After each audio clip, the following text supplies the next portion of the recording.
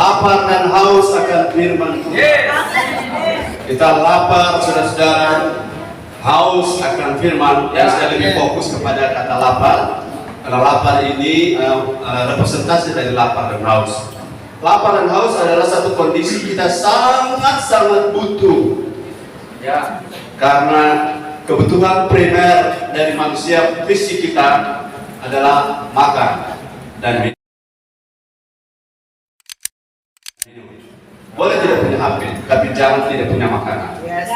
Amen. Boleh tidak punya baju bagus, tapi jangan tidak punya minuman. Ya, jadi saya ingin lihat dalam Amos pasal 8 ayat 11.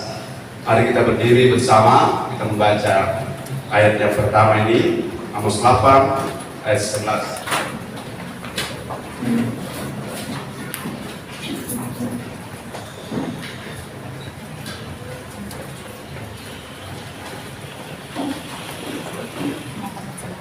Kita tunggu Amos. Oh, sudah. Oke, sama-sama 2, 3.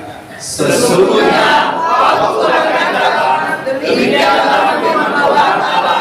Aku akan mengirimkan kelaparan ke negeri ini, bukan kelaparan akan makanan dan bukan kehausan akan air, melainkan akan mendengarkan firman Tuhan. Ayat 12, 2, 3.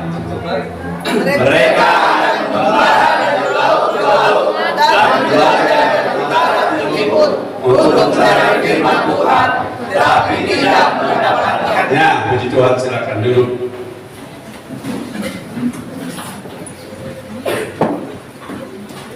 Lapar adalah rasa ingin makan, dan makan atau butuh nutrisi itu adalah salah satu ciri makhluk hidup. Makhluk hidup itu bergerak, berkembang biak, ya, kemudian mengeluarkan sisa dan bermultiplikasi, berkembang biak. Tapi ciri yang lain selain bernafas, makhluk hidup itu dia butuh nutrisi, butuh makan. Mengapa begitu? Karena tanpa nutrisi, sesuatu yang hidup satu saat akan mati, dan sesuatu yang hidup tanpa nutrisi atau makanan akan mati. Analogi berpikir dari sisi jasmani begitu, di sisi rohani juga demikian. Jadi roh yang tanpa makan, tanpa nutrisi akan mati. Walaupun kita sudah percaya Yesus, kita akan mati. Bagaimana tidak mati? Ditimpa stres, ditimpa penyakit, ditimpa pope, ditimpa dengan masalah rumah tangga, ditimpa dengan hutang, ditimpa dengan segala perlakuan buruk dari orang luar. Pada saat kita sudah tidak mampu, maka kita, waktu roh kita tidak makan, roh kita tidak bisa menghandle, jiwa kita kacau balau, tubuh kita sakit-sakitan, akhirnya genap semua, genap sudah penderitaan kita. Dan kita walaupun punya nama Yesus, tapi Yesus tidak berdampak pada kita karena roh kita kering, jiwa kita haus. Sama seperti tanah yang kering, tanpa air dia tidak akan bisa menumbuhkan apa-apa di atasnya. Sebabnya roh kita perlu makan. Katakan, roh kita perlu makan.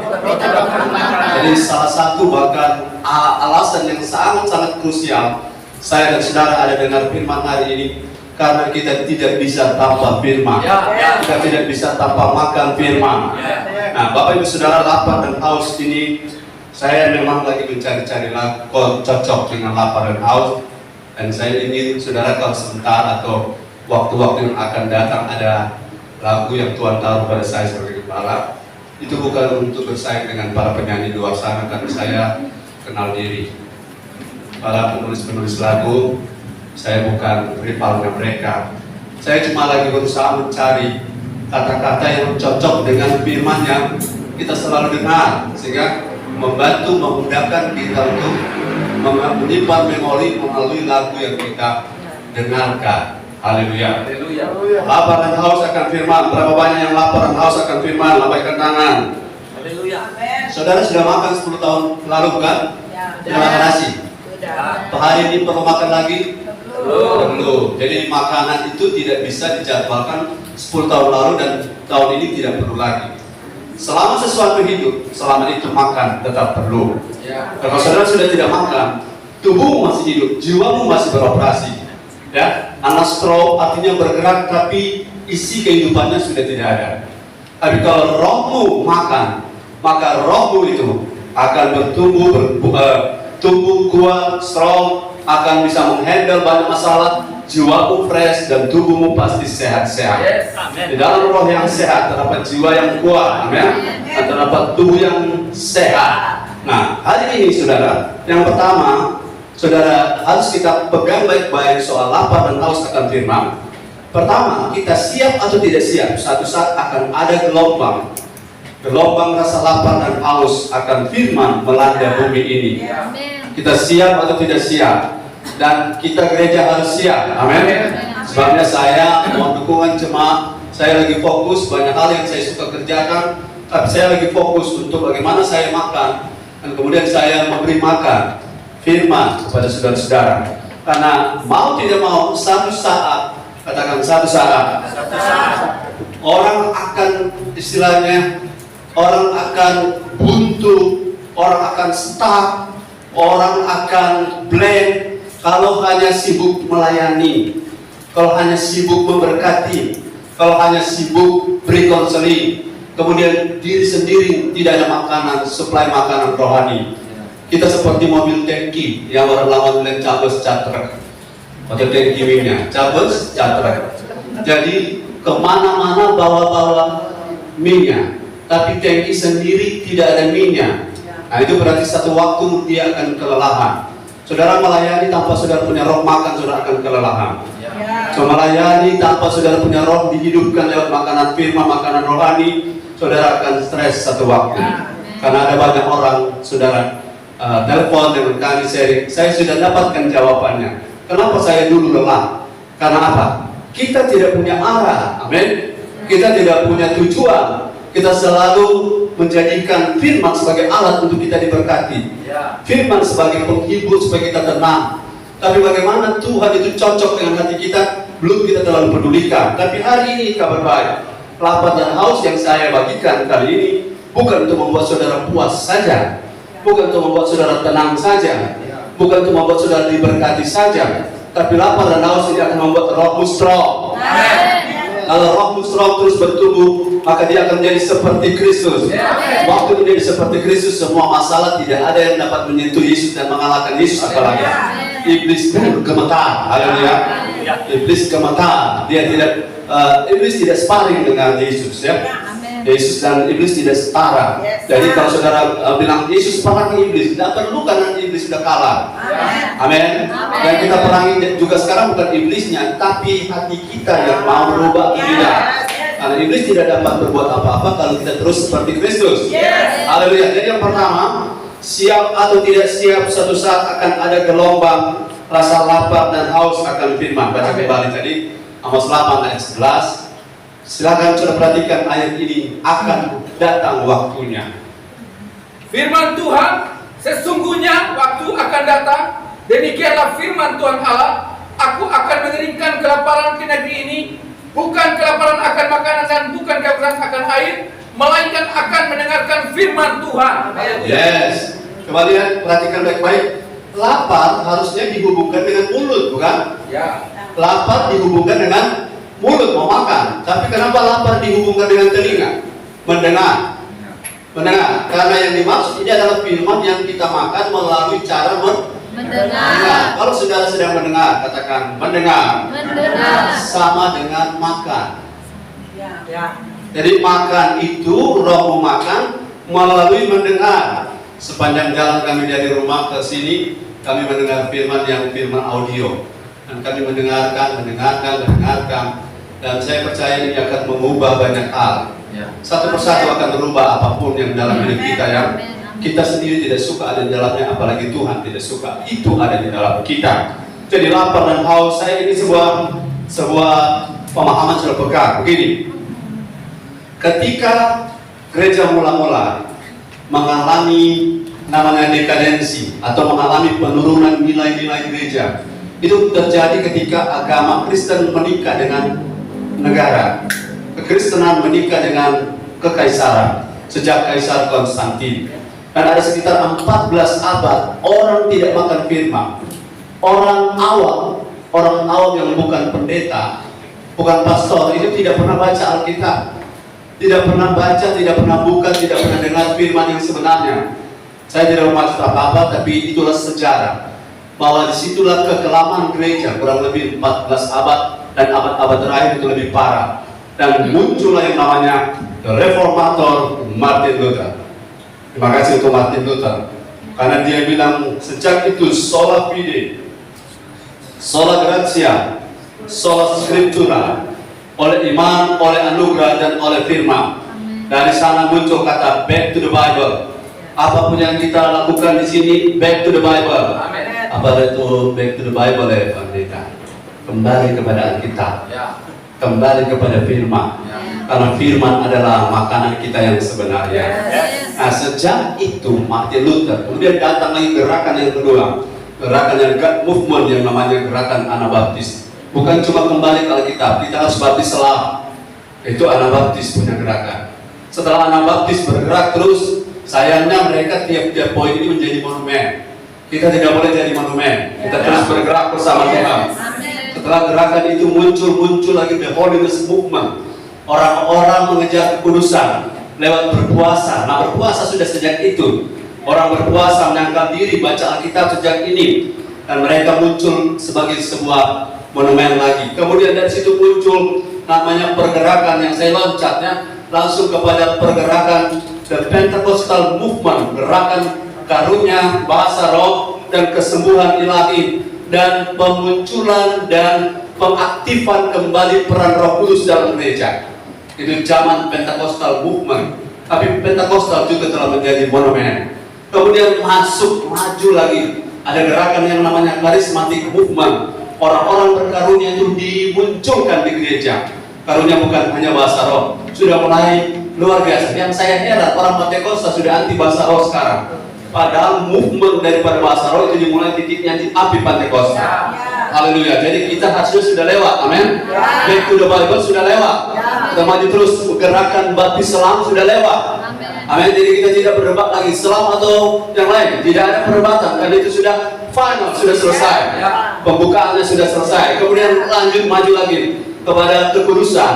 Hidup yang namanya Holiness Movement. Kita puasa. Sekarang banyak orang tidak puasa lagi. Kenapa? Mulai meninggalkan tonggak-tonggak sejarah yang Tuhan sudah buka. Haleluya. Maju lagi sampai Pentakosta, Karismatik muncul yang namanya prophetic, pelayanan kenubuatan, pelayanan nubuatan.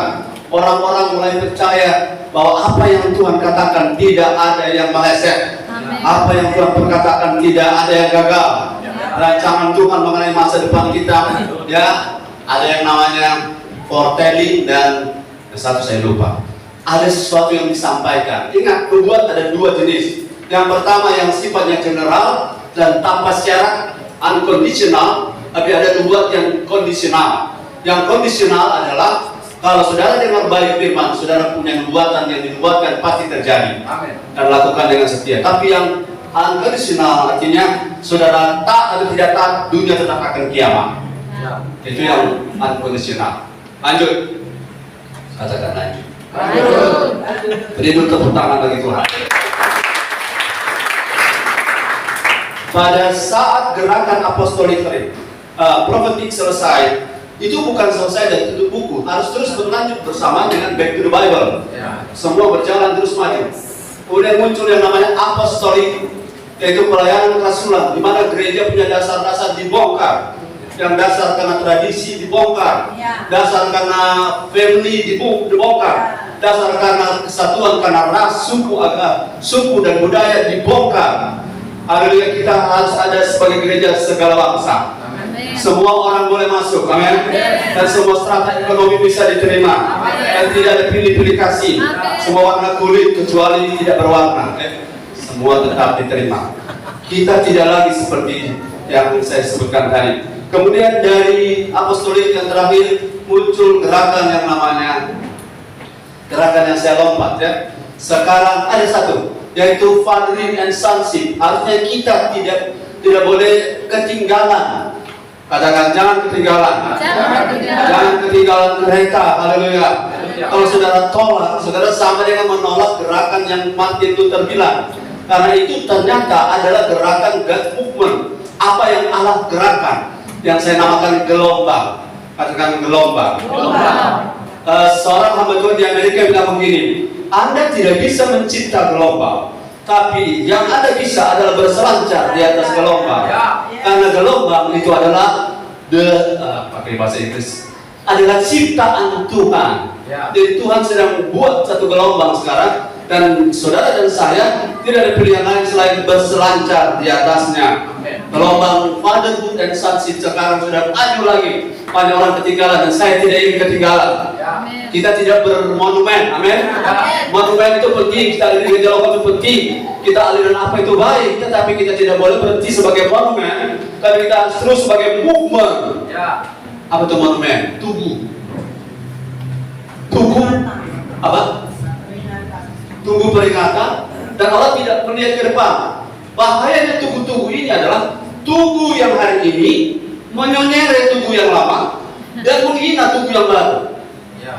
Perhatikan, tugu yang sekarang menyonyere, menghina tugu yang lama dan menghantam, menolak tugu yang baru. Dulu presiden worship ditolak oleh banyak orang, tetapi ketika presiden worship sudah mewabah, itu negatif ya, sudah melanda semua orang sesama. Sama yang berkata bilang, anak-anak seperti Costa Gam, anak baru gila, sedikit anak ketawa yang kalian sama nangis. Bilang kau tahu, antara berkata-kata. Kemudian jadi, anak sedang pendeta kan, jadi dia tahu. Satu kali dia telepon, Mas ada di mana? Ada di Manado, datang nama di Tokano, kenapa datang? Apa tuh om susah? Kok kenapa? Berdoakan Pak. Oh iya, kesempatan. Pergi berdoa. Untuk om dia tantang. Saking kagumnya mereka pernah lihat saya di Pacific TV. Nah waktu itu masih bagus. Itu tampilan. Sekarang sudah lumayan. Dia bilang begini, Mas, apa?